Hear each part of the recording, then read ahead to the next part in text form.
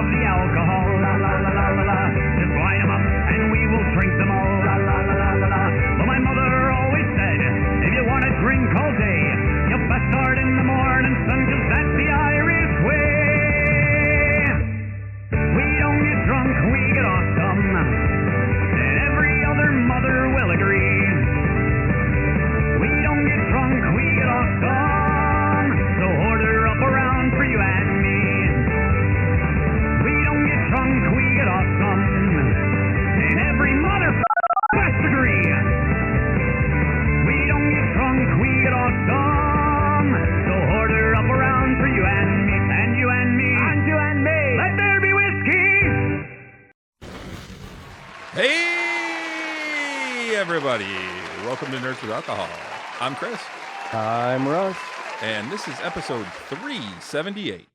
378 back in the virtual nerd basement, guys. Welcome to a very stormy evening Yes. here in the Detroit area. Yes, yes, it is. It got gnarly, man. I mean, it's not. I mean, we haven't seen. It's not like the Wrath of the Almighty, but it's 8 o'clock and it looks like it's 10:30 out there. Yeah, So, Renee yeah. was late going to her class tonight because she's like, I'm not leaving in this. The Yeah. tornado sirens were going off, and she's like, yeah, I think I'll wait. Yeah, it What's up, looks CD? nastier. It looks, hey, CD. It looks nastier than it is. You know, I mean, there was a lot of lightning and. Well, and, there was a lot of lightning, a lot of really high winds here.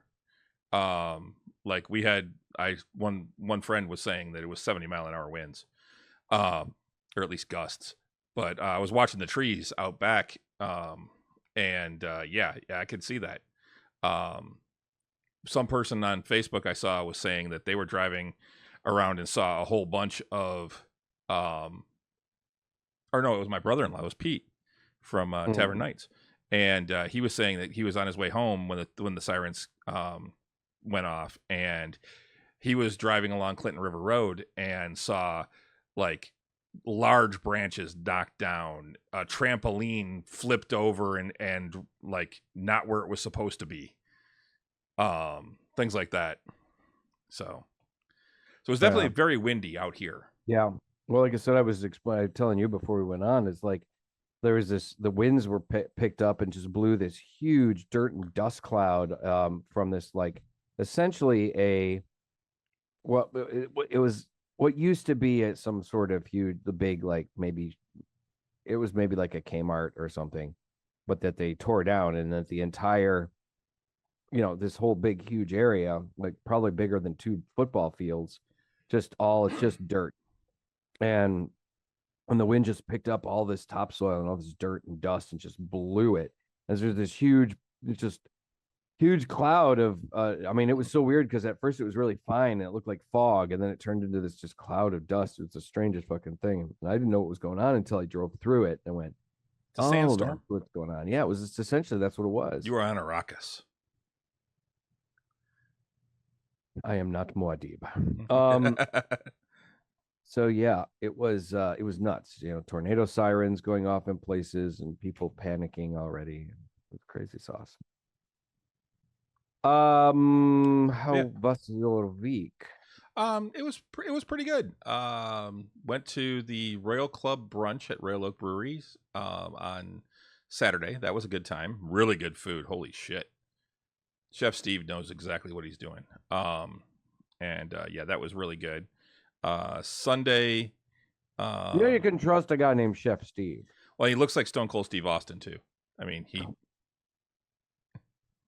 Okay. Really nice guy. But anyway, Sunday. Is that the bottom line? What's that? Oh, that's the bottom line. The bottom line. I'd never really watched. I was getting out right around the time out of wrestling right around the time Stone Cold came in. Sunday. What did we do Sunday? We had something going on Sunday, pretty much all day. That's what it was. I worked Sunday. That's what it was. I worked Sunday, and so I got one of our new offices up on the new equipment, or not our new offices, one of our old offices, but here locally at least. Mm-hmm. And then we went out to a Renee's oldest friend. It was her husband's birthday, and they were having it at her friend's parents' house out in Lake Orion. And because they live up in Marquette. They're like homesteading up in Marquette. Okay. In the Marquette area, or at least. And yeah, so it was that was a good time out on the lake. It was kind of hot though. But other than that, it was nice. A warm day for sure. Well, and then it was a it's warm like weekend. As the sun went down, the breeze just stopped. Mm-hmm. And that made the humidity to just go, and it was bad. But overall, it was a good time. We had fun. CD wants you to hook him up with some of that spice. But yeah, then last night I had my fantasy football draft. I am that was a lot of fun. Had a blast. Bunch of the guys came out. But yeah, other than that, it's been, work. Nerd. Yeah, I'm a nerd of all kinds, man. Sports nerd. CD said he had 2 this weekend. Yeah, I'm only in 1 league right now, CD. I'm hoping that my one buddy is going to run his other league. I actually won both of my leagues last year. And it's the first time I've ever won multiple leagues in the same year. So I was really happy with how my teams did. I was talking about fantasy football with one of my buddies at the comic shop the other day. And, let that marinate for a second there. I was at the comic book shop and we were talking about fantasy football. Yep. But one of the Mike was talking about, he was talking to some guy that was in like 60 different fantasy football leagues or setups. Yeah, I couldn't keep up. How could you do that? Yeah, that's what we were talking about. We were like, that is a lot of fucking math, man. I mean, he's got to have some kind of program or something. And he said, and Mike did say, he goes, yeah, he's got some kind of app or program that helps him keep track of everything. I'm like, man, it just sounds like too much math to me. Yeah, CD, they do. They do sell fantasy football draft mags here. I haven't bought one in several years, but there is one that I still use their cheat sheets. Right on. It just seems to be a lot. Fantasy Index was my magazine of choice. But how about you? How was your week? I had a nutty week actually. You were out of town. I went to Grand Rapids over the weekend for a gig, and it was really weird. Were the Rapids grand? I'll tell you. All right, so no, but Grand Rapids, Michigan. Chop smart. Chop as smart. I'd never been to Grand Rapids before. It is probably the biggest, the biggest city over on that part of the state. I believe it's the second largest city in Michigan. In Michigan, yeah. And it's right up there with Battle Creek and Lansing. And Battle Creek's a lot smaller, actually. Yeah, that's what I've heard. It's a lot more suburban. Yeah, it's up there with like Lansing and Flint, really. Mm-hmm, right, yeah. But I just rattled off, Battle Creek is just one of the more unknown other cities. Oh, yeah. Right. It was weird because I pulled into town. First, Friday, I left late, about 8:30-ish, because I got out of work late because we had my boss not my boss. Well, the assistant art director basically threw something at us and then I had to. He dropped the ball and I had to catch it.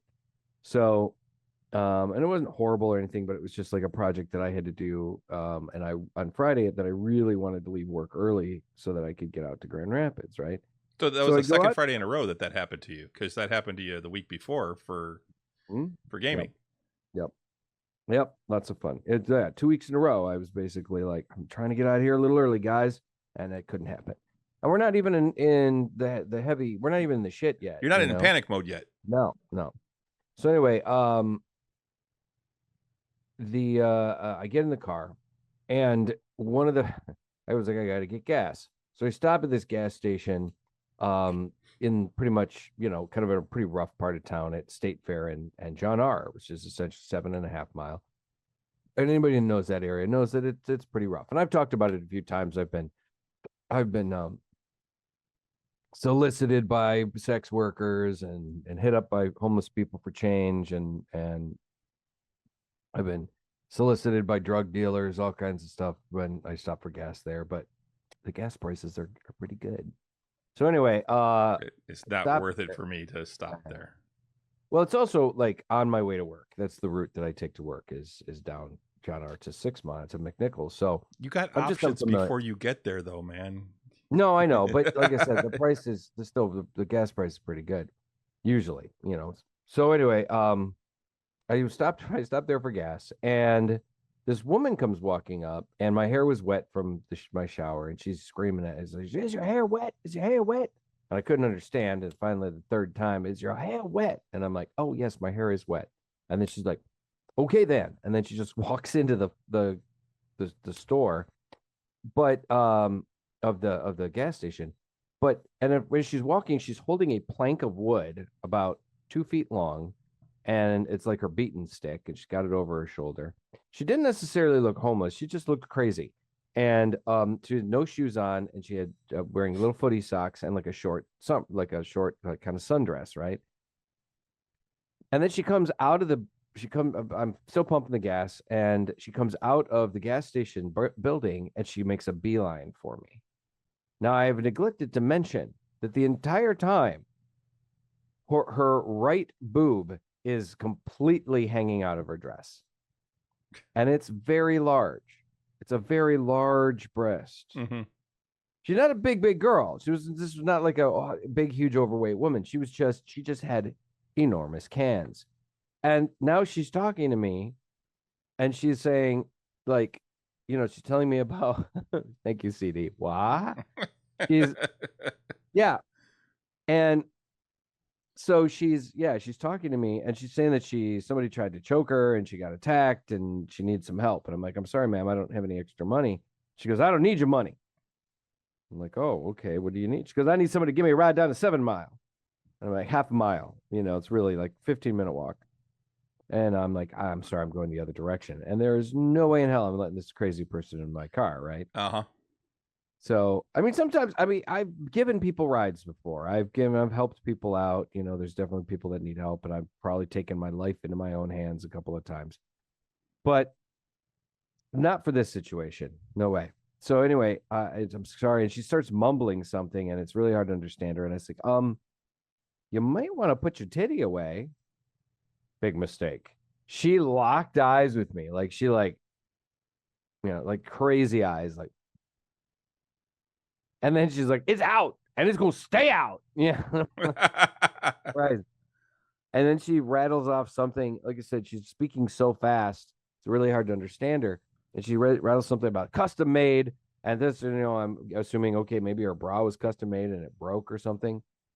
And then she just looks at me and she goes, "You better put your dick away." And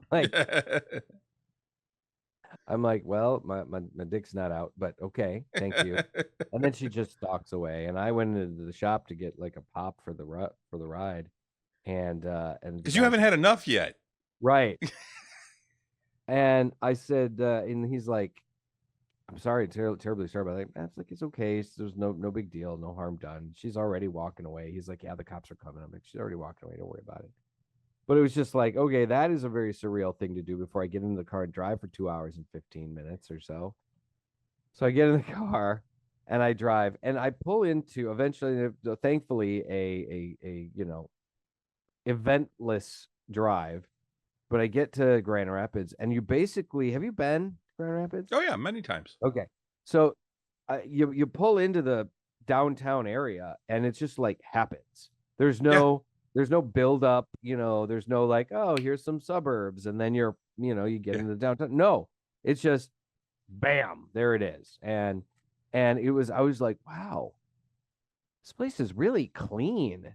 It's just like a really clean town. It's a really nice town, actually. I like I it. drove around a little bit. I went to the hotel and I checked in. If I they got a didn't really get nice... like 18 feet of snow every year, Right, it'd be a really nice place to live. They gave me, they put me up in a really nice room. But also wasn't so damn red. Nice. Right, it's a very red city, yeah. So then I checked into my room, I dropped my stuff off, and then I was gonna drive around a little bit. And it's like midnight, but still, it was, it was nice, and people but people were very friendly. The event was a city sponsored, like, just event, just fun. Let's set this stuff up on these these two small parks that are right next to the river, and let's just like have fun. And there were all kinds of like sensory kind of things you could do. There were people doing, face painting like myself, and there were, people doing caricatures and close-up magic and all that kind of shit.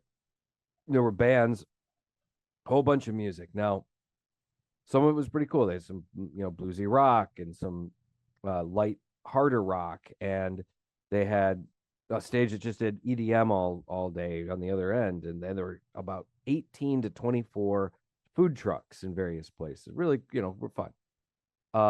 I couldn't charge anything. I was paid to basically, and then they had strolling performers too, and the theme of it was fairies, so I'm familiar with doing fairy makeup, and so I had to paint 5 people in the morning, 5 in the afternoon, and then they set me up with a face painting like tent where I could just do face painting, but I couldn't charge anybody. I had to only take tips because everybody else doing some kind of service was the same kind of thing. So apparently the tipping culture is not as strong out in Grand Rapids. I did not do particularly well. Red, yeah, but I would guess that they are lower tippers. Not that I know that for a fact, but just based on politics, I would say. What they were saying, what the people that live there were saying is like, yes, there's a lot of money here, but because Holland, Michigan is so close and there's so much Amish out there, that they don't tip, that there's kind of like a subconscious kind of sense in, it's kind of worked its way into the culture that personally, I think we need to get away from a tipping culture, but well, I think that's one of the things that they're, why they're trying to raise the minimum wage for weight, for tipping in environments and stuff. And that's the thing. I think everyone should just get a living wage and leave it at that. So people shouldn't be dependent on other people's generosity for their living. So, well, there was a performance. There was this really great kind of hailstormy kind of band, right? Kind of like Hailstorm, but a little lighter, the female lead. It was really great. I was listening to them like, hey, these guys are pretty good. And then the next act that came on after them was a combination, I shit you not, opera and rap. Wow. Yeah. And conceivably, you're like, okay, well, maybe this can work. It didn't, Chris. It didn't. It was really bad. It was like everybody was around was just like, what am I listening to? And the rap that they were doing was covers of like early 90s rap, like Tupac and Biggie, and some other like, hip hop and R&B and rap from that era. And it was just not good. And then it would be interspersed with this opera singer that was just like, why? I want to know why they thought that was a good idea. It was not good. And it was like, what is it? Rapera? Is it Rapera? Is it op? Op was rap. Just opera. Op rap. Rap. Yeah. I have no actual real like opera singers, and they tend to be very like, hey, we gotta try and shake things up and do different things and interesting things to get the next generation interested in opera more. So even they would have been like, no, this was not it. So that was my main weekend. It was interesting as well. Okay, it's also known as hip hopera. No, this was not it. We need to go back to the drawing board on that one. It was not good. I like that one though. I like hip opera. It's terrible. Overall, I don't think I would like the music style, but no. The rest of the weekend was fun though, and it was cool hanging out with some newer friends, some older friends. The people were very friendly. Like I said, Grand Rapids was a lovely town. Unfortunately too, I'm gonna have to wait to get paid because the gig, a city gig usually like that, you got to wait 2 to 4 weeks for them to to get the check out to you and stuff. So, Mm-hmm. but it was very weird too, because short of the 2 years I didn't work at festival, I have only during the festival season have only taken like maybe 2 days off of the fair in that my entire career at the Renaissance Festival. Mm-hmm. Largely because I was either most of the time I was in a relatively important position. I was security or head of security, or I was, running the front gate or whatever else. So very rarely did I take time off and whatever. So to take an entire weekend off a Renaissance fair for a gig was a big deal for me. Most of the time I would just turn down gigs that happened this time of year. So, but and it was just, eventually I'll do, I'll get the money and it'll be fine. But as I stand now, it was a loss.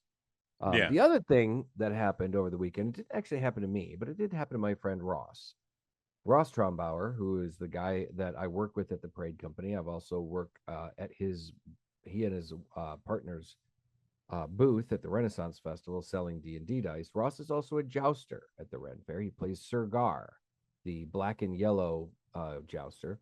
Tends to be a bit of a scoundrel, not necessarily the bad guy, but kind of a bad guy or whatever.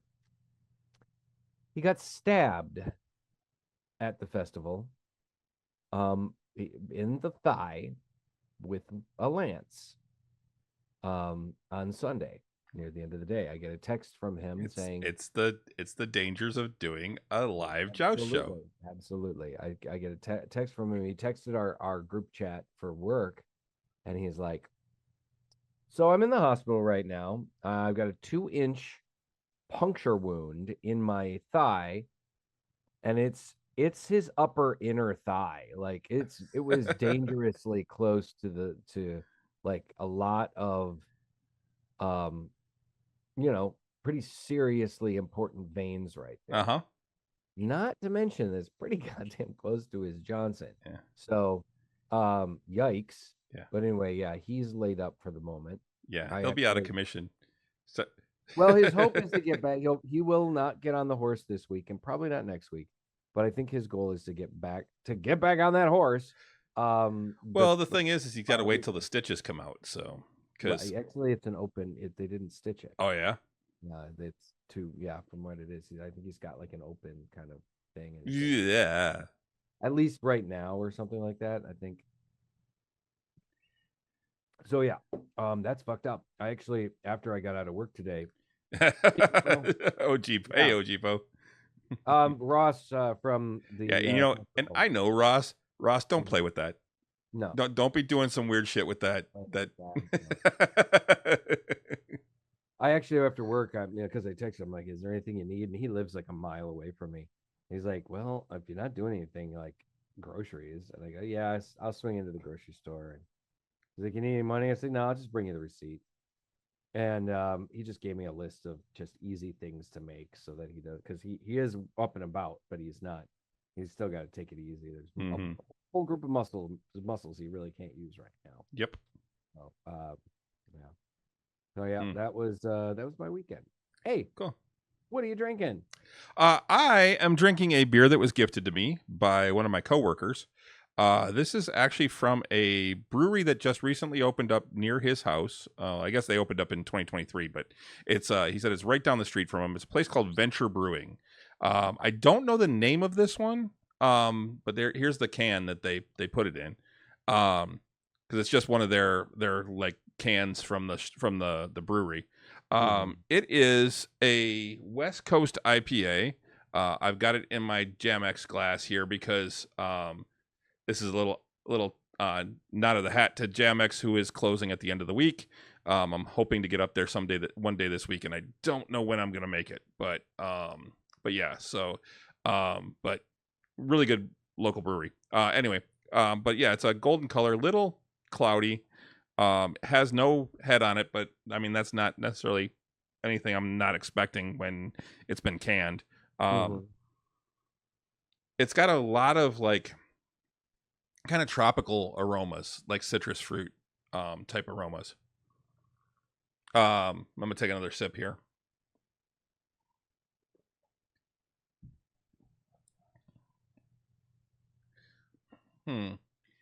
So I will say it's tasty. It does have a lot of citrusy notes. It's not overly bitter. There's a little bit of a bitter undertone, but it's mostly it's almost like you get a little bit of the rind from the fruit, and it kind of builds as after a little bit of time. But but overall, this is pretty good. I mean, I'd give this probably a 3.75 for a West Coast. It's pretty good. It's definitely tasty. So, how about you? You drinking anything tonight? I'm just having another one of these Mike's Hard Strawberry Lemonades, because I have a 6-pack in the fridge. And Stella tried them, and they're a little too sweet for her. But I'm like, yeah, I mean, they're tasty. I like them. I'm actually surprised that they'd be too sweet for her. I thought she liked like super sweet stuff. Oh yeah, she's not like I am. I'm the sweet guy. Okay. The way that she hit some of those ciders that you brought home and meads, I thought that she was a sweet person. Nope. She just likes the sauce, man. No, I mean, I think she prefers those kinds of things a little on the drier side. I mean, trust me, I don't think you could handle this, Chris. You don't know what I can handle. I mean, I know you like, some level of sweet, but this is way too sweet. Like candy sweet, like candy sweet. Yeah, it's definitely like candy sweet, and I like candy. I mean, I wouldn't want to drink this all the time. This is even bordering like a little too sweet for me. But long day. I'm thirsty. It was fucking 95 degrees in my studio today. Yeah, well, it's 95 degrees outside. Well, that means it was 100 degrees in my studio today. Let's see. CD has Tex Hex Passion Fruit Hazy IPA from Spetzel Brewery, 7.5%, 4.25 out of 5. Smells fruity and strong, but really great and different. Cool. All right. So what do we want to get into? One thing. Okay, so here's a quick hit. So the Borderlands movie is officially giving up on theaters and heading straight to digital home video this week after flopping horribly at the box office. Yeah. Now I have not played the game personally. I've seen it played. I mean, I fucked around with it a little bit. And I do have Tiny Tina's, which is a spin-off of Borderlands, which I haven't played yet. It's still it's on my shelf. Picked it up for on sale, whatever. But Borderlands is one of the more popular and successful first-person shooter series in quite a long time. It's a very popular game. Everybody pretty much felt, I don't know, Mike probably wasn't picking me up. Most of us probably pretty much felt a lot that this movie was probably going to be cash money in the bank. But it has, after 110 to estimated 110 to 120 million dollar budget worldwide, it has grossed about 22 million. So wow. They're yanking it from the theaters. I think there's a good chance that we're not going to see another Borderlands movie. I would say that is probably true. If we look at the movie Borderlands Rotten Tomatoes, a 10 on the tomato meter, 53 on the popcorn-o-meter. Yeah, it's about what it was last week. Actually changed the name. They've changed the name of the audience score to the popcorn-o-meter or popcorn meter. So 53, which is not great. I mean, it got lambasted by the critics, and a lot of the fans were just kind of like, eh. A lot of fans also really complained about it. That it strayed too far afield from the the source material and stuff, and that there's a lot of things. Here's a couple of reviews, just random reviews. Here goes a video game adaptation that completely misses the mark from Lauren Coates in the Chicago Reader. Jake Wilson, The Age. The heroes snipe at each other relentlessly and rarely appear to be enjoying each other's company, which makes it difficult to buy them as an eventual surrogate family, even a dysfunctional one like the Guardians of the Galaxy. An truly elaborate. Hey, we just got our 100th follower. Oh, Hey, that's fantastic. Thank you, BB Junkie. Fantastic. That's great. Thank you so very much, man. It puts us at that 100 mark. That's really great. Thank you again. That's really, really fantastic. So I didn't mean to interrupt you, but we did just get it. So I'm like, No, that's of course. That's totally worth it. But it says Borderlands is awful, disappointing for fans, and unexciting for those who are unfamiliar but are looking for a fun space adventure. Kate Blanchett may save the girl, but even her endearing performance as Lilith can't save this mess. Here's one of an audience review. Really entertaining movie with a lot of action, comedy, and visual effects is a perfect and refreshing option for anyone instead of staying at home. If you like action sci-fi, this is an excellent addition to the collection. 100% convinced there is a lobbying happening against this movie. Lots of action, but storyline sucked. If you're not a gamer, you'll like it better. Anyone who knows Borderlands did not seem to and they liked very much because it related too much to the actual game. Right, that was not well written. Borderlands was a decent movie, better than what I expected. So, like the audience, like in a lot of these, the audience is a lot more forgiving than critics. But when it's that low, you can't discount what the critics are saying, man. You just can't. yeah. So yeah, being pulled real soon, which is too bad because I'm always in support of. I try to be in support of any movie that that ties its origins into like video games or comic books or the things that I love. And unfortunately, that's not so much the case here. So, so that was my start. Where do you want to go from here? Well, we can talk. I watched the Sonic 3 The trailer today, and I've never watched any of those movies, but in all honesty, it looked interesting. Yeah, I've heard they're actually quite fun. You know, I mean, particularly you got Jim Carrey as the villain in the first two, so I mean, you know, I mean, he's usually at least entertaining, Jim Carrey. And I just gifted BB Junkie with a sub for being the 100th. So hey, awesome! That's really great.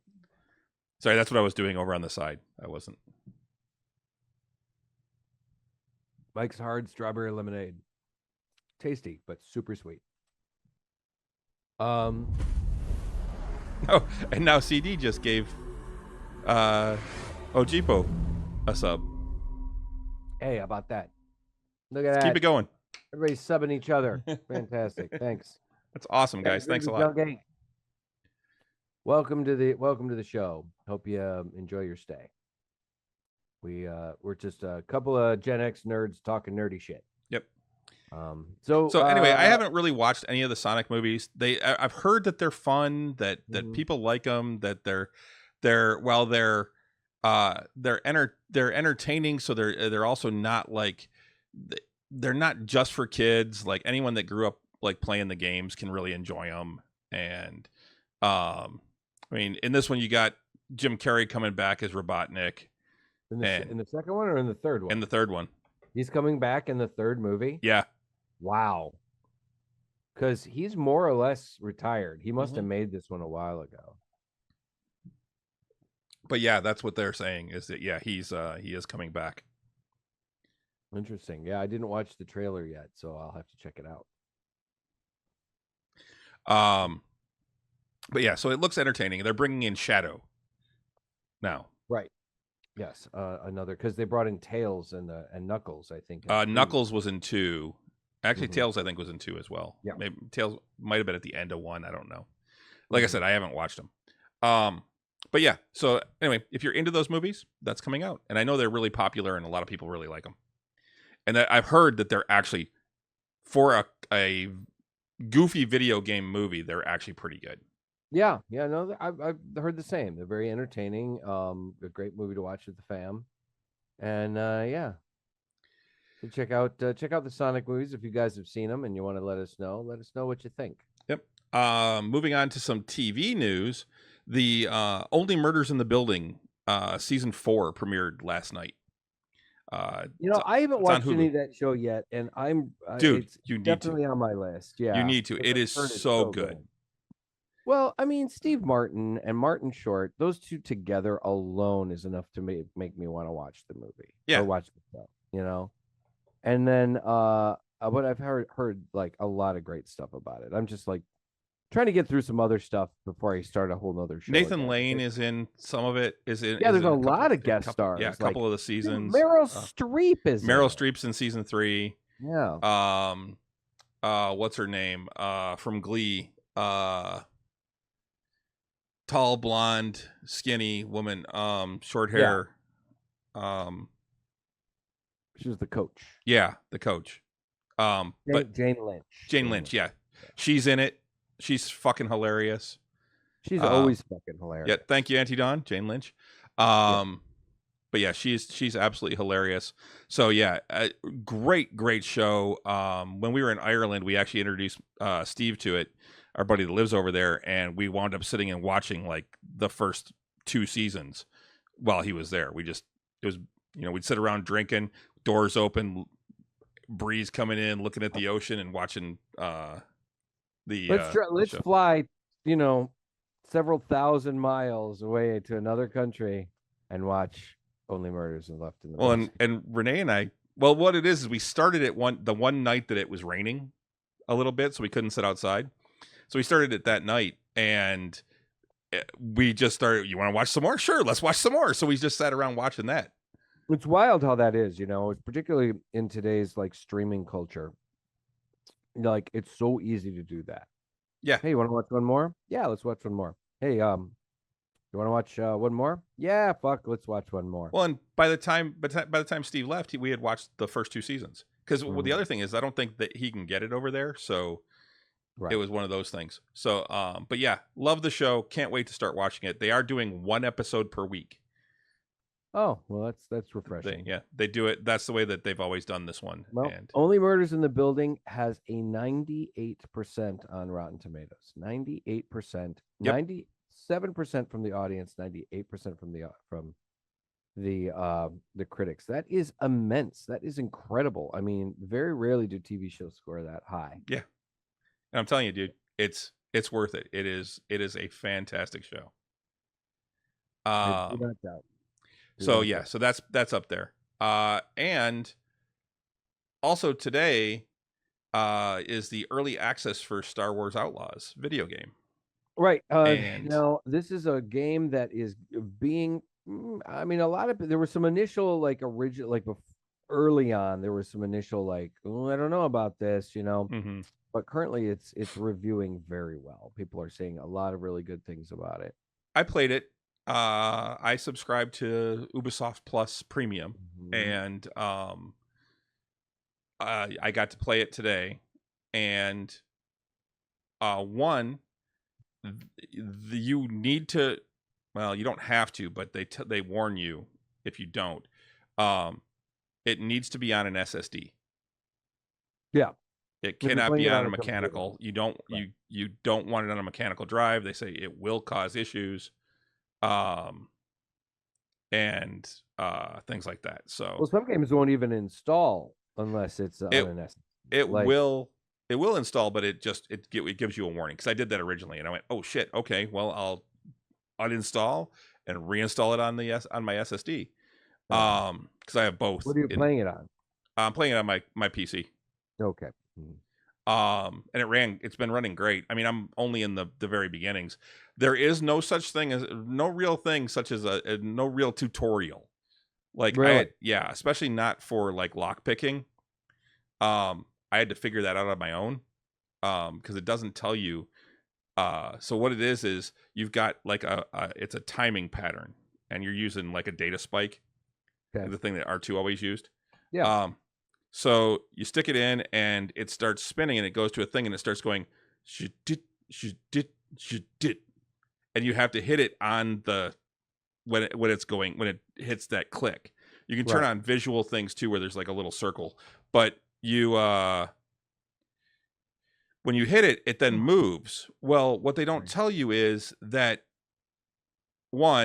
if you mess up, because it always takes at least 2 clicks to get it unlocked.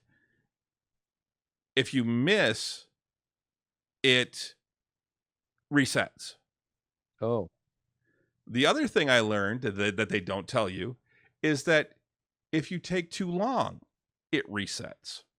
drag. So I realized that it's actually, you have to hit 2 of them right in a row. So it's like, if it's going shadit, you have to hit each of those. So you have to be quick, and it's a mouse click. So it's zadit. Okay, now it opened. Some of them go faster, some of them go slower, some of them don't have the same pattern for each of them. So now it doesn't blow. I don't think it blows up CD. I did it wrong, like 20 times one time. I'm like, how many fucking times do I have to do this? So I actually looked it up and realized maybe it's just I got to click faster, and I did, and it opened up, and I'm like, aha. But they only give you like little, like, you can click on certain things. You can click on like F2 and it'll bring up like the help screen, and it'll explain a little bit about what you need to do, but it doesn't really tell you what it is. So, but I mean, there is a lot of sneaking. You try and sneak around, but if you get seen, you still have a gun you can use. So right. The review I've read was that it's an exceedingly fun Star Wars game that's hindered by a poor stealth system. The stealth system's not great, although it's also not as bad as I thought. So like, you can hide in like the flower bed, like in the bushes. Okay. And so I'm like, okay. And you can, like in the Horizon games, where you can whistle and lure someone closer or something closer, and then you jump out and surprise attack them. Right. The other thing is, in this, you do that, and not only do you not get spotted, you take them out, and you automatically drag their body into the bushes too. Oh, wow. Okay. So I thought that was cool. And then you got your little guy, Nyx. The little robot, or no, it's not a robot. It's like a little critter. Yeah, little critter. Kind of axolotl-ish looking. Right. That you can go and open things or steal things. It actually pickpockets people. It can open doors for you, things like that. So it can distract. The distract is hilarious. You tell it to run up and distract someone, it plays dead by going up on its hind legs, going and falling over. It actually makes those sounds. That's cute. But so far it's enjoyable. I'll probably get it for my console. I'll probably get it for PlayStation. But I mean, I've heard overall good things. I do like the fact that it is open world, from what I understand, and I like the fact that it's not centered around a Jedi this time. Yeah. So far, I think the first planet is pretty. This is where you're going. Yeah.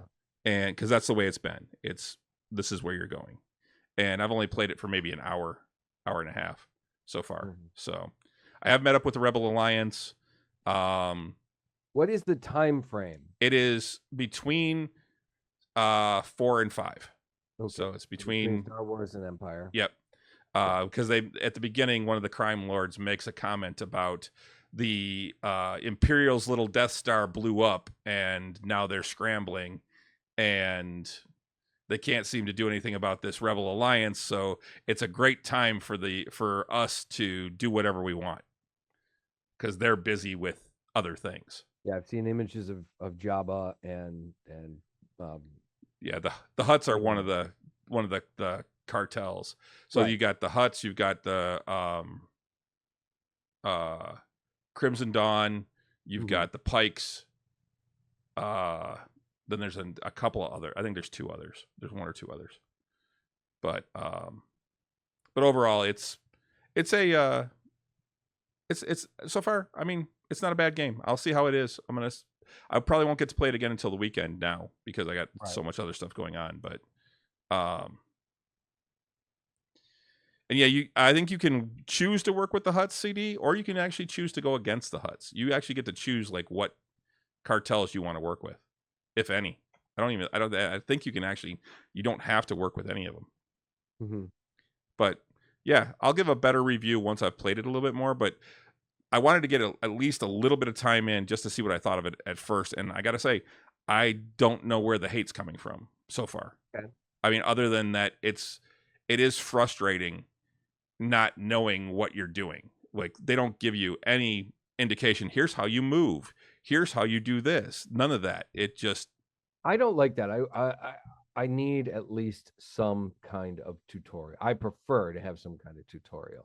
Like Yeah. in Starfield, there's very little, like your tutorial, there's a little bit of like, okay, well, this is how you walk, and that's what you got to do to shoot and stuff. But it's such a beefy game. There's so many things to do that there's very little in the way of, you know, of tutorial stuff, particularly like during base building, which can be very complicated sometimes. There's very little like instruction in base building, you know. Mhm. Well, So, and yeah, in this, it's like I came up to a door, or like a rolling garage door type thing that was like half up, but I'm taller than it, and she's like, hey, I think we can fit in there, and I'm like, okay, I'm gonna guess C is what crouches. Oh, look, it does. Okay, and I hit V. I forget what that does. That does something too. I'm like, oh, okay, I didn't know that's what that did. So yeah, there's not a lot of instruction on what each of the things do. Like, you're swinging on your grappling hook, and I just happen to find that Q makes you go climb up it, and E lets you slide down it. I think that might have come up on the side at one point, but it disappeared really quickly. okay. So, and So, W and S let you swing back and forth. aha, comes in handy, I'm Yeah. sure. Yep. So how would you rate this game? I mean, graphics wise, it's really pretty so far. Yeah. I would guess, I'd say right now, I'd put it at around a 7. I'll see how it Okay. goes after I get out of off the first world. Mhm. But so far, I mean, I'm enjoying it. Like I said, a little bit of frustration. One thing I will say is it has a save game option. I think that will be for later, like when you're in the open world. I think right now I'm still on the tutorial planet in this first thing, and you can't save there. You can only save at checkpoints. But the that's checkpoints are frequent. Okay. Like, I Okay. died at one point, and I'm like, oh, do I have to go all the way back and run here? I mean, it wasn't too far, but I'm like, that's like 3 minutes of running. And Mhm. no, it put me right where I was. And really what it Okay. was I missed my jump on one thing. And because I was still Now, figuring out the whole swinging on the. yeah. Would you say it's better than like Force Awakens, or not Force Awakens, Fallen Order or Last Jedi? Or Yes. whatever So far, I enjoy it more than that, yes. All right. And Cool. I find the gameplay better. And like I said, you're not going back 15 minutes when you die to the last checkpoint because you can't save your game. Okay. There was something else I was going to say. I don't remember what it was now, but anyway, yeah, overall, like I said, I'm enjoying it. I'll see how it is once I get off of this and more into the more open world. Because like I said, right now it's pretty, you're going this way. Right. Well, yeah. I mean, that's the thing about some. I mean, in all honesty, this way it should be for some open world games. There should be sections where you're like, nope, this is what you got to do. Mm-hmm. And you can go off and fuck off and do whatever later on, but once you enter this mission or enter this section of the game, this is what you're doing. Yep. I'm looking forward to the new DLC coming for Starfield in a couple of weeks, the end of the month actually. And it's the more I play this game, the more I like it. But the more I play it, there's also the more I see the flaws, Mm-hmm. And the problems that people are really having with the game. But it's still overall pretty fun game, pretty good game. It's just definitely Bethesda. Yeah, and then in I think it's just over a week, Warhammer 40K Space Marine 2 comes out as well, which looks absolutely fucking amazing. You're basically playing a Space Marine that's going through and it's a shooter. Right. I think it's a third person shooter. Like a top down isometric. Not really top down, kind of back into the side a little bit. That type, the what's actually like the, I think they call that third person, or maybe it's second person. That might be second person. Anyway, you're just behind your character, and you're kind of walking along. And you basically, that's what you do. You're walking along and you're killing other things from the Warhammer universe, Right. and doing missions and stuff. Straightforward to me. But visually, it just looks incredible. Looks beautiful. So, see if I play that one eventually. If I'm still playing Outlaws, I'm not going to get that one at the same time. So yeah, because I don't want to split my focus. Mm-hmm. And that's what I've done lately. You know, I hadn't quite finished Far Cry 6, but I like bought. You know, I was like, well, maybe I'll get back into Starfield, give that another try. And I'm 350 hours into Starfield, and I'm still haven't beat my first playthrough. Insane. Yep. But I also what they allow you to do in Starfield is you can adjust the difficulty of the game. So like you can do certain things that change the difficulty of the game. One of the things you can give them, like your starting weapon is not just a fucking club or something like that, or a space sword. You have a gun, and it's a better one. Then I think you do start off with like a gun, but it's not as good as, you know, a lot of them. So it starts with that, and then you have, you know, your knockout element and stuff like that. Yeah, CD. It's a lot of fun though. That's the thing. Yeah, that I agree. He's like, that's insane. You have that much time. Well, remember, CD, no kids. No kids. No children. No children. And yeah. None that I'm aware of. Anyway. Like CD said, that's 350. That's like 15 days. 315 hours. That's like 15 straight days. Well, it's not straight, you know. I mean, no, but still, that means you have played for the equivalent of 15 straight days. Yeah. That's nothing. There's people that are well over 1,000, you know. Like I saw some guy say, I've played 1,000 hours and I still haven't even like beat the main storyline yet. I'm like, well, that's crazy pants. Like at that point, you should at least have at least like beaten the main storyline. But I've seen people do that with Skyrim too. You know, they do a whole bunch of side quests and stuff, and they level up, and then they finally get into the main storyline. They're like 40, like 35, 40, maybe even 50 levels in, and then they start the main storyline. Man, you're gonna walk through those early levels, like just walk through them. And that's the thing. If you in Starfield, if you change some of the preferences to make the game a little bit easier, or a little bit different, it will make it'll lower your or raise your ratio for experience points, so you don't get near as many experience points if you do that. Like I raised the amount of weight I can carry before I'm overburdened, because that is a major problem with almost any Fallout game. It's becoming overburdened. And I was like, I'm tired of this shit. I want to be able to walk around and have a bunch of shit in my pockets and not necessarily like have to dump it all just to get home, you know. Stell, can you check your phone, please? Just check your phone, please. Anyway, what were we saying? We're talking about video games. Well, yeah, but I can't tell you how much time I've spent on MMORPGs. Yeah, that's me. I can't tell you. I mean, between EverQuest, WoW, and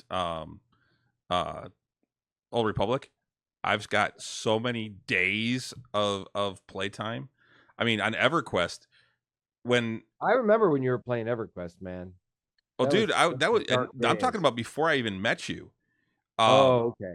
I would like before Kelly and I actually started dating and stuff, and Eke and I were still together. We were living together, and we would we both played, so we were playing when we were both together quite a bit. But then she'd work weekends, and that's all I would do is sit and play EverQuest. I would play EverQuest for 10 to 12 hours a day on the weekends. That's how I was doing. That's the way it was with City Heroes for a while. You know, I mean, like I started playing City Heroes right right. Honestly, it was like, I don't know, a couple of months before I turned 30, and that's all I did. Like because if I wasn't working or going, because then I met my ex-wife, and I split some time with you know with her. If I wasn't going out with her, working, I was playing City of Heroes. You know, Mm-hmm. I would But easily spend 30 hours a week at least playing that game. This is insane. This is so totally insane. so before we get into some of the other stuff that will probably take us a little longer, one of the other things I had on my list for things to talk about was Robert Downey Jr. Yeah, has come out to say yeah. that he will not be playing a Stark variant. He is playing Victor Von Doom. Right. Now, I actually saw a thing, which I'm glad about that. Yeah. But I actually saw a thing on the Nerdist, which I thought was kind of interesting, and it's how Robert Downey Jr. can be both Tony Stark and the true Doctor Doom in the MCU. Makeup. No, what they're saying is, so there's alternate timelines, right? Yes. In the sacred timeline, Mm-hmm. Tony Stark's parents are killed by the Winter Soldier, by Hydra, Mm-hmm. and when they send the Winter Soldier after them. Well, what's to say that it didn't happen earlier in a different timeline when, say, they were visiting the war-torn country of Latveria and Hydra sent the Winter Soldier to, and Stark was selling weapons probably to the rebels in Mm-hmm. Latveria, Mm-hmm. and him and his wife and son were there, young infant son, and they sent the Winter Soldier to kill them.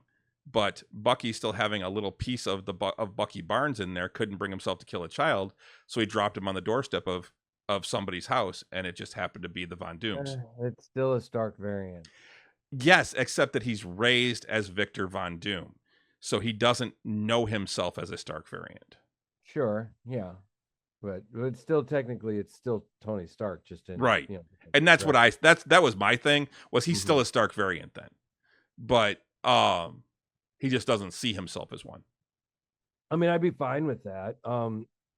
Personally, though, that we've also seen Robert Downey Jr. do a lot, particularly lately in that new show that he's doing on, I think, on Netflix. Um, he's doing a lot of stuff with makeup. I mean, look at what he did in Tropic Thunder. He was almost unrecognizable in that. I mean, hell, let the actor act. Put him in some makeup. What's It's funny is you mentioning that, I've seen posters where they're like, the next Avengers movie, and it's just Robert Downey Jr., his face on all of them, and then for Black Panther they have his picture from Tropic Thunder. Tropic Thunder, yeah, I saw that too. I mean, It's like like an I said, it's like an Eddie Murphy movie. right? He just plays everybody. Just plays everybody. That's fine. I mean, I'm I still really wish they could cast somebody different, to play. I do too. But And if we're gonna get RDJ, I think at the very least we're still gonna get a good performance out of him.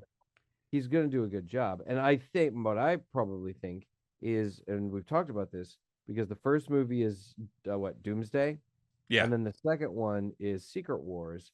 My guess is that he will rearrange and reorder the universe, which is what happened in Secret War, in the most recent Secret War comic book from back in like 16.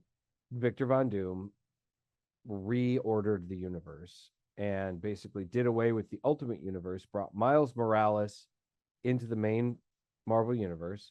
There was a couple other small minor changes, and then one of the changes was Victor's face got fixed, and the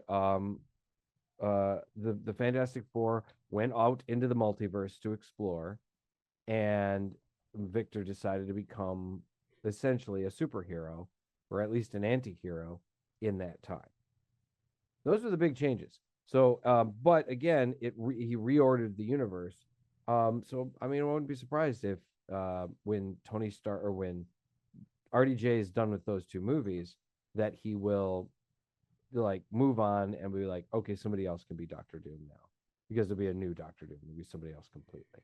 Now, there's also been rumor too that he could potentially show up in some way, shape, or form in the new Fantastic Four movie, which will be coming out before the next two Avengers movies. Mm-hmm. My guess, post-credit scene. Yeah, probably. Post-credit scene. That's what we're gonna see. Yeah. Yep.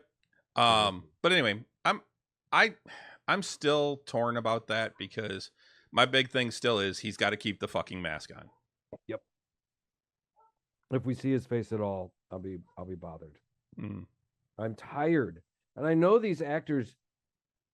I know these actors want their faces seen. You know, I know that it's like you got to have that screen time. You got to have your face needs to be seen, or they're not gonna, or you're not gonna get, it's gonna be a lot harder to get that nomination for whatever. But very rarely does anybody get nominated for their acting ability in a superhero movie. No matter how good it is, Mm-hmm. it's rare. I mean, Hugh Jackman should have gotten at least nominated for his performance in Logan.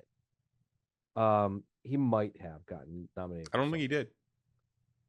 Yeah, I'm not and it was a shame. It was a tour de force. I mean, it was an amazing performance on his part. And one of the only things about Deadpool Wolverine that I didn't like was that right there, was the fact that Wolverine came back, basically. It's not the same Wolverine, but after such an amazing swan song, he decided to come back. Mm-hmm. Are you all right there, buddy? Huh? You right? Excuse me. So yeah, I mean, RDJ is an actor's actor. He's an amazing actor. He'll do extremely well. But I would have rather seen maybe somebody a little bit younger, maybe somebody with a little more European, Central European look to him, and I don't know, just somebody that we know is going to be able to play the role for a while. Yeah, he was nominated for Best Actor in Les Mis. Hugh Jackman? Yeah, that's the only Oscar nomination that he's had. What about Golden Globe? Because they're a little more Golden forgiving. Globe. He won Best Actor in a Motion Picture, Musical, or Comedy for Les Mis. He's been nominated for Kate and Leopold in The Greatest Showman, and he was Best Actor in a Motion Picture Drama, The Sun. He was nominated there, so he's been nominated 4 times, won once. All right. Yeah, but his performance in Logan was really amazing, and it's just a shame that he wasn't really recognized by his peers for it. I mean, yes, he was recognized by the comic book community, and the fact that the movie was extremely successful. But I just hate the fact that Hollywood is still so snobby and it's just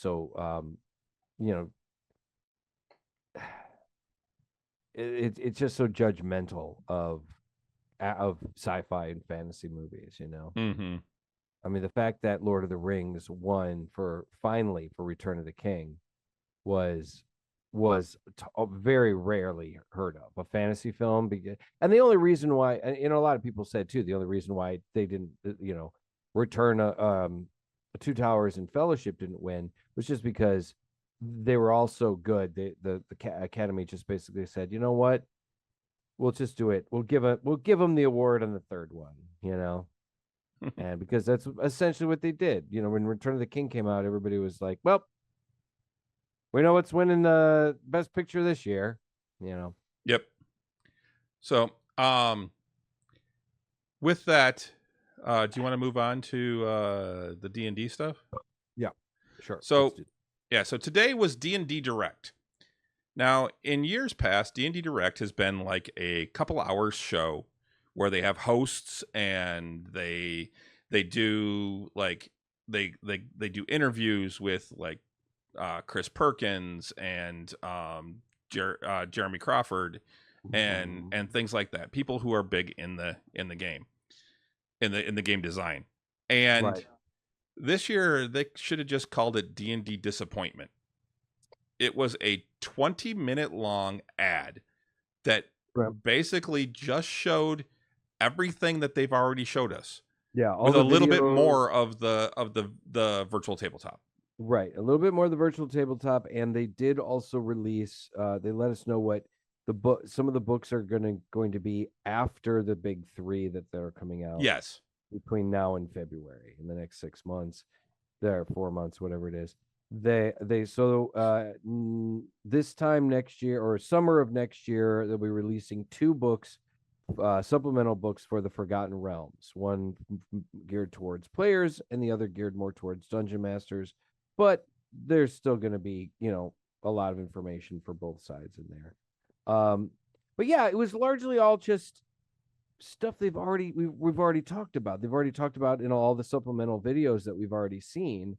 Like, they really didn't talk about much more. I mean, great, thank you for the update, but I already know about 90% of this shit. Mhm. They did talk about the new art in the books, and they talked about how all 3 of the books have been rewritten from the ground up, and how the book teaches you how to play Dungeons and Dragons before, like, any of the character creation stuff or anything. It gives, apparently the player's handbook gives you an initial, like, pretty decent, like, starting point, to basically tutorial of how to play the game in the first, like, chapter, and then from there they Which go on for character building and stuff like that. which I don't know if we talked about this. I don't know that we talked about it last week or not, but the best example I have seen in a really long time of teaching someone what it is to play Dungeons and Dragons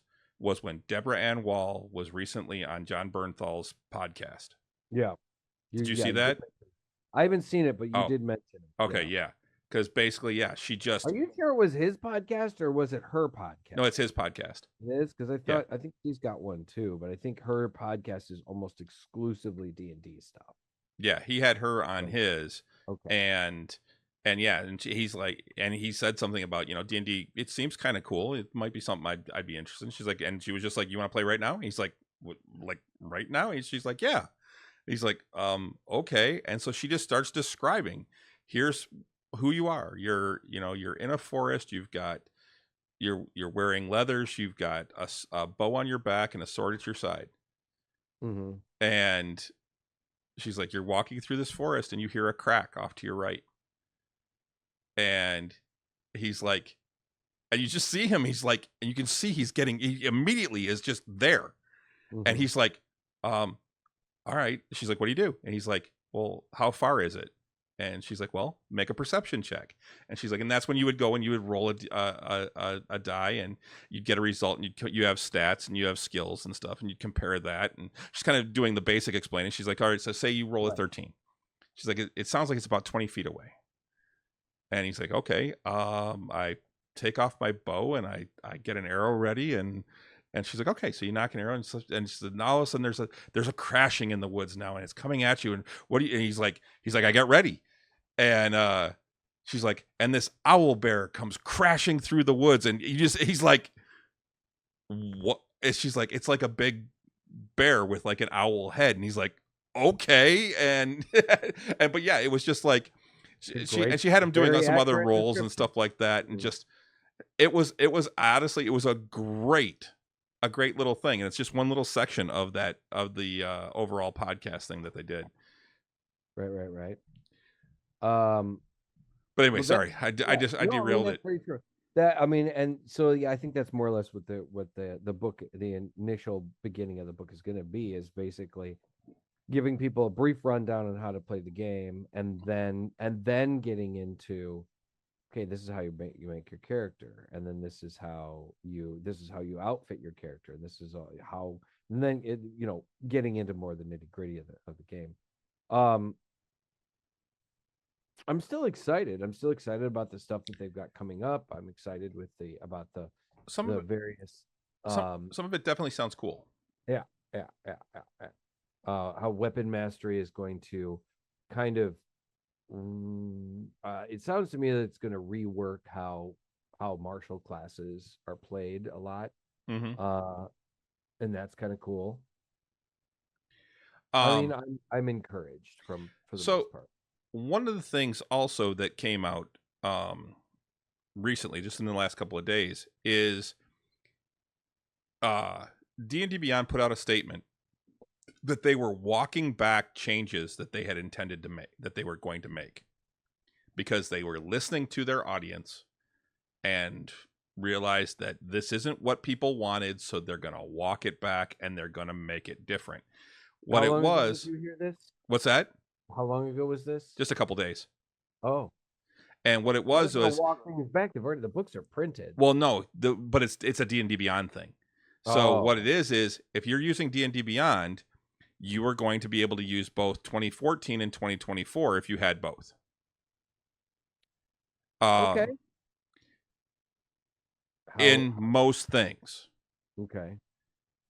So you could still use classes and you could still use races, species, the old, either one that you wanted to use, whichever way you wanted to do it. I think you could still use feats either way. Or maybe not. I think they're not getting rid of feats. No, they're not. They're just changing it. But right. One of the things that they were doing was, however, once 2024 went live, any spells you had were going to be the 2024 rules, period.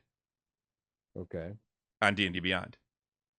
So you had to use the 2024 spells, which means a lot of the spells either didn't work the same way, or some of them aren't even there anymore. Wow. So they were basically saying, nope, you have to use 2024. And there were other things too. I think feats actually might have been one of them. They were updating the feats. Basically, there were a bunch of things that were only going to be 2024 available. Now they're going to make them available free for everyone, but so you didn't have to buy the new book, new player's handbook. You'd still be able to use them, but you had to use them. You couldn't use the 2014s anymore.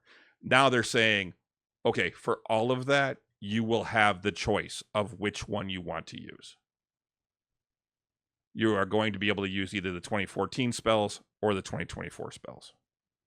And they were saying, well, it was for continuity so that we didn't have, one character using 2014 rules and one using 2024. And pretty much everyone went, that's not going to happen.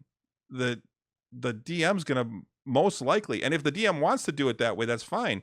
But most DMs are going to say, all right, we're using the 2014 rules or we're using the 2024 rules. Yeah. They're not going to split it between the two for something like that. Too difficult. Yeah. Too much of a pain in the ass. Yeah. So I'm like, hey, they actually admitted that they were doing something people didn't like, and they were going to fix it. Oh, hey, Pete, Wise Beyond's on. Hey. Yeah, they were saying that to get the 2014 spells, you actually would have to go in and homebrew a spell in the 2024 rules to get it to work. So you'd like say Fireball, you'd have to make it Fireball 2014 and recreate the Fireball spell with all the stuff from the 2014 rules to be able to use it in a game. Which is just ridiculous. Yeah. So, with that, I've got a few things here. We're actually doing pretty good on time. Yeah. But I got a few things that I want to throw out because these are some rules. I watched a video today and it was 14 homebrew rules you should be using in your D&D game. Okay. And the guy said actually it's 7 that he already uses and 7 more that he just recently found that he thought were really cool. So some of these are actually I guess homebrew rules that are getting implemented into the 2024 rules as well. One of them is one we use. Drinking a potion is a bonus action. You got a little choppy. Yeah, I saw you got a little choppy there too. But it's one of the ones we use in our game, which is drinking a potion is a bonus action. Yeah, it was popularized on Critical Role as well. Yeah. That's actually being put in to the new rules. Yeah, I saw that too. And I love it. Yeah, so it's that or even distributing a potion. Now, here's one, and I kind of like this. It's a secondary rule to go along with that. So drinking a potion is a bonus action. But if you take a full action to drink the potion, you get maximum effect. So like you don't got to roll. You just You don't got to roll. if you take the action, Yep. full action to drink a healing potion, you don't got to roll for the healing. You just get maximum healing. Yep. Yeah. So like if it's a regular healing potion, that's 2d4 plus 2, you get 10 hit points back. I mean, I like that idea. I mean, that's, Now, and so you're giving up an action to do it. And the way that in my head, I'm like, I can see that being even a role play way that what you're doing is if you're just doing it as a bonus action, you're doing it so quickly, you're spilling some, you're not getting it all in your mouth. You're doing it really quickly to try and get some healing back. Whereas if you're taking an action, you're taking your time and you're actually drinking the entire potion. Right. Yeah. And I'm like, so you're going to get the full effect. And that's really what it is. It's when you just slam it, you're just getting a little bit of it because you're spilling some down. Because you're too busy doing other things. And I'm like, I kind of like that idea. So we might implement that one. Maybe it also is just like you can even write it into the instructions on the bottle, when it was made. This bottle, this potion must be drank slowly and carefully or evenly or something like that for full effect. If you drink it too fast, you don't get full potency or something like that. That's even just, that makes sense. You got to wait a half hour for full potency. For full potency. And you shouldn't go swimming for at least 45 minutes. For what? An hour at least. About an hour. But yeah, it's I like that idea, that would come in real handy too for like Ojipo, it's the same thing with pouring it into someone else's mouth. Yeah. If they take an action to do it, it's max hit points back. If they do a bonus action, you roll for it. Yeah. And so other things too, like I mean, that's the thing. Some potions give you an effect that aren't necessarily necessary. You like they don't have accompanied by a roll. Like right. That's specifically healing potions. Okay. Because those are the ones you're generally doing. Yeah. Or some sort of, most of the others you're not doing as a bonus action to. Right. Maybe like a potion of flight or something like that, but. I like that one. All right, what's the next one on the line? One of them was also that this is one I don't like. Critical hits. So if you get a critical and you get to double your dice, a lot of people do you roll again, and that's one of the things they were talking about. Well, instead of rolling again, you just get maximum on whatever dice you would roll. And I think that's too much. That's a little much. Yeah. One of the other ones was it's a different way of doing exhaustion. And I guess this is going to be more similar to what the new books have exhaustion, because they've redone exhaustion in the new books. But I guess it's instead of it like having different degrees and each one does a different thing, each level of exhaustion now is basically a -1 to all your rolls. So it's a little bit more serious. Sure. So and it takes like 11 levels of exhaustion to kill you instead of 5. So it's you can go longer. Okay. Sure. Now, building on that, there are other things. Like if you go unconscious, when you come back, you have a level of exhaustion. So if you get knocked out, yes, you go down to 0 hit points. Yep. And you get brought back. You have 1 level of exhaustion. That makes sense to me. I mean, you're taking some pretty serious trauma to your body, and then even a healing potion could be a healing spell, a healing potion would still be like, look, you died or you almost died. You know, even magical healing has its limits. Your body needs to rest now. Yeah, and I'm all right. I like that one because especially with the levels you guys are getting to now, getting knocked out is not really all that threatening. Right. There's no consequences for it. You get knocked out, you get back up again. You get knocked down, you know. Yeah. So Renee, Clem goes down too often. Cider drink. You drink a Yeah. Yeah. So I think I kind of like that one. Now, along with that, also, you do they did he suggested doing long rests differently, in that long rests still get rid of one level of exhaustion, just like they do now.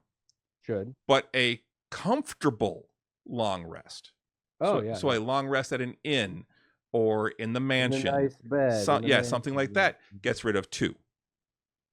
Sounds good to me. Yeah, I think that's great. You know, take into account the RP. Take into account the surroundings and the circumstances. Yep. Absolutely. I think that we should do that for a lot of the. If I was, I'm a little looser DM than you are. When I DM, I like if you want me to break the rules or bend the rules at the very least, and you got a good reason for it, I'm down. Let's hear it. You know, it's got to be good though. It can't be some bullshit where like, it's my grandma's apple pie, and it's just I really love it. It reminds me of my grandma's apple pie, and that's why it should give me healing points when I eat this pie.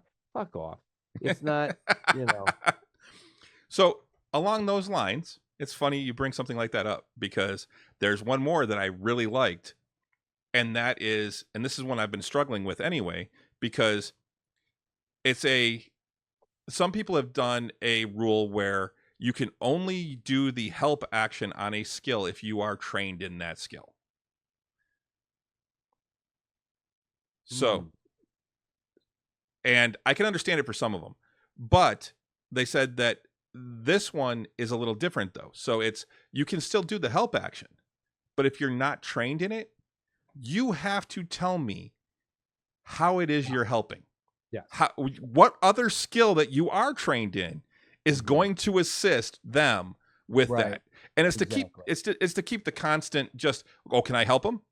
Well, okay, yeah, you can help, but how are you helping type of thing. Like, and it's funny, like on Critical Role, sometimes Matt will be like, how are you going to help them? And he actually asks that of them sometimes. Yeah, and so I've been thinking about doing something along that lines. Like the example he gave was the barbarian helping the mage research something in a library. Right. And they're like, well, how are you helping? And it's like, well, maybe the barbarian is using their athletics to run around the library very quickly and gather every book that the wizard needs. Right. The barbarian is carrying all of the heavy tomes that the library. He's got a stack of 10, 15 really heavy books, and he's carrying it for the or like they said, running really fast around the library going, oh, he needs this book, he needs this book, all right, here you go, what do you need? This, okay, boom, boom, boom, bring them back, type of thing. So I'm like, I like that idea, because they said that one of the things they said is it also makes for some great role play moments as people come up with ways that their other skills can help with a different skill.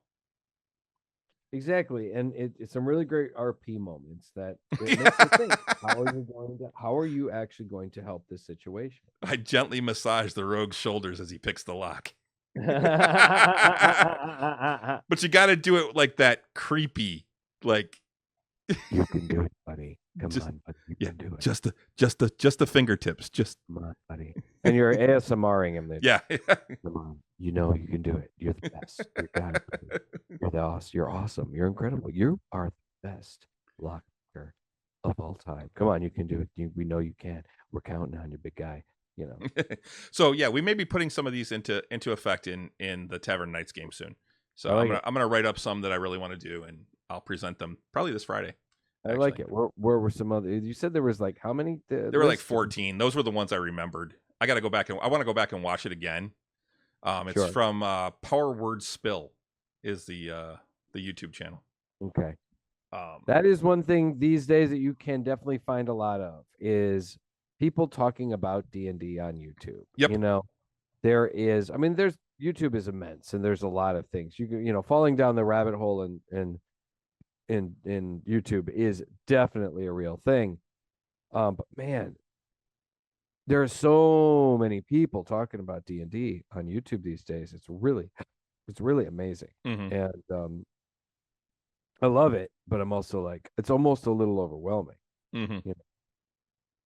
Yep. So many like video tutorials and opinion pieces about changes they've made and lore dumps about, ASMR and about Drow and about, just whatever that Driders. people do. Driders, Yeah, I had to throw that in there for CD.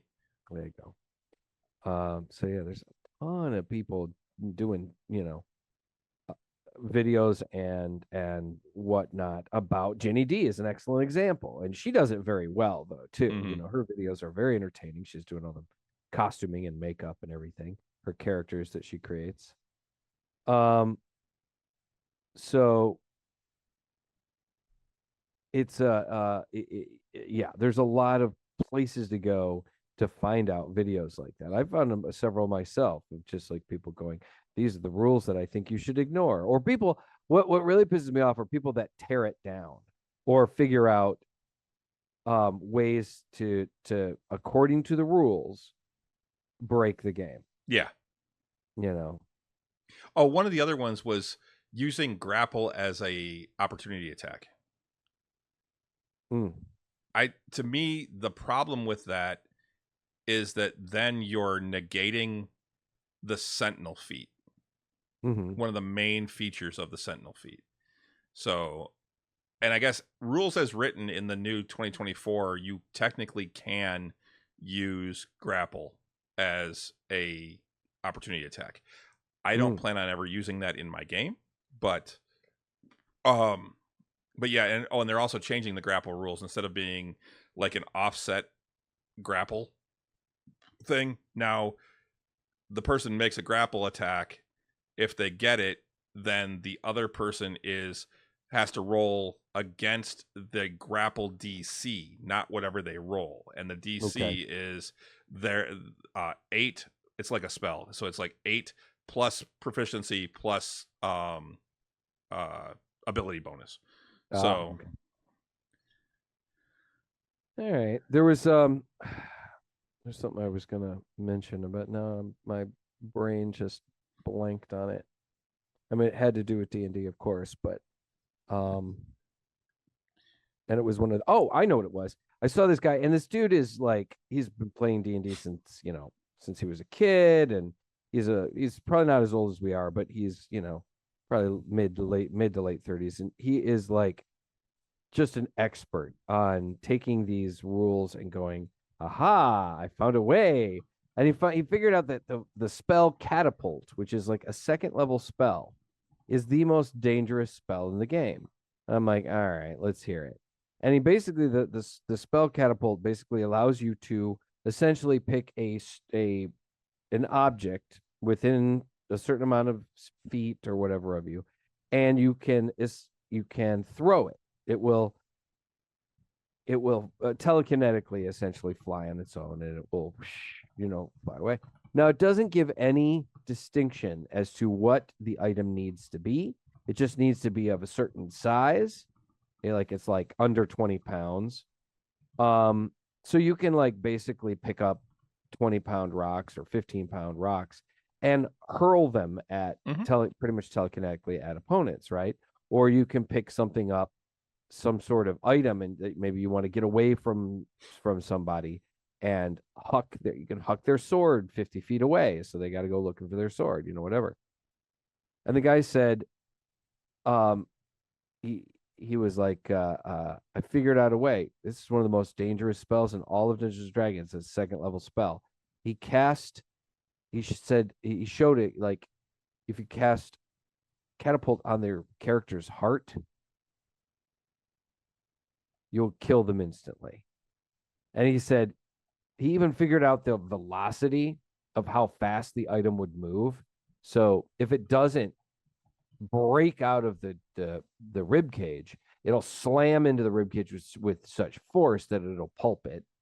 And then in the other best case scenario, like that, the person that you're casting it on will not be strong enough, and it will rip through. This heart will rip through their chest, because it even says you don't need to see the object. No, but it does say it isn't being worn or carried, which means it can't be something that's on a person. Well, and I would argue that their heart would be considered being carried.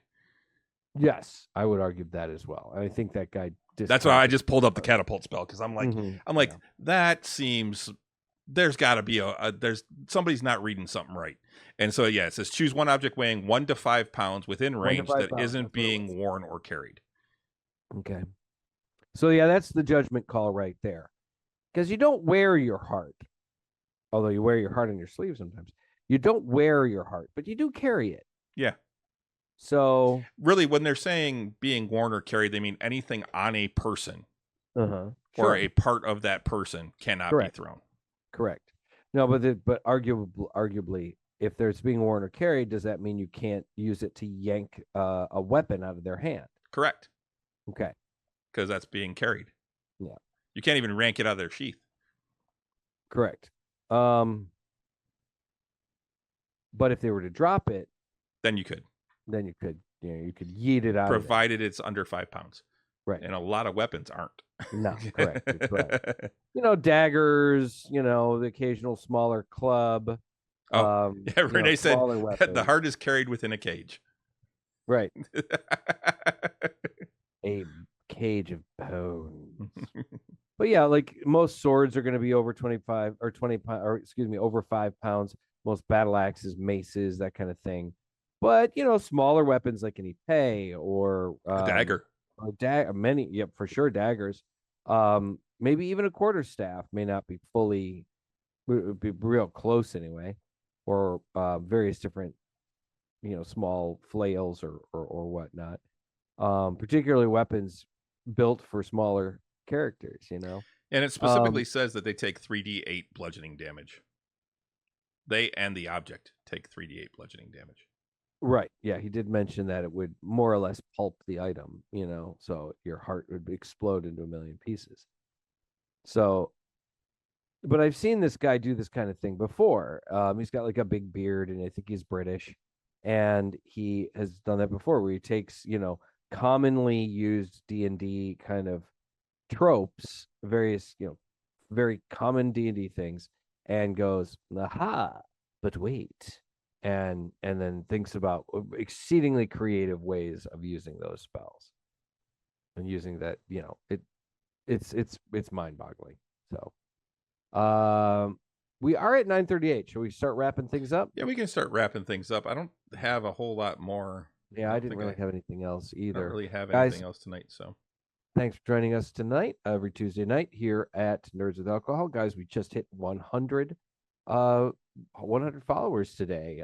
That's really fantastic. Welcome to our new follower. If they're still hanging out with us, BB Junkie, that you had us here, that you joined us, and thank you, CD, for the shout out on another channel. Oh yeah, CD shouted us out. Yeah, that's really great. Thank you, man. Really appreciate it. We had, 7 viewers tonight. That's a pretty decent number for us. Guys, don't forget, this Friday we will be playing Dungeons and Dragons. That was one of the other things they announced real quick, is that they're going to put out like 10 modules or 10 short adventures. Yes. That are all going to be the party meeting dragons in dungeons. Yeah, I think I heard that. I think isn't that more so going to be like a D&D Beyond thing? They're going to put that up on Beyond. Maybe, yeah, but it's going to be a bunch of adventures. Yeah, they're also bringing back Keep on the Borderlands. Right, I heard that too. But yeah, they made a point of like how many people had actually said that they had never actually fought or even encountered a dragon in Dungeons and Dragons. Which, hey, I mean, it's not super common. I mean, we've run into a few over the years. Huh? 3. Well, no. 3. 4. Well, the 4 babies, the 4 younglings that you found in the swamp, that was a random encounter.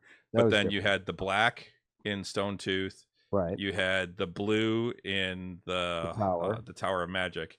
And you had Raslam. Right. So, Yeah, they're supposed to be. I mean, this is the thing.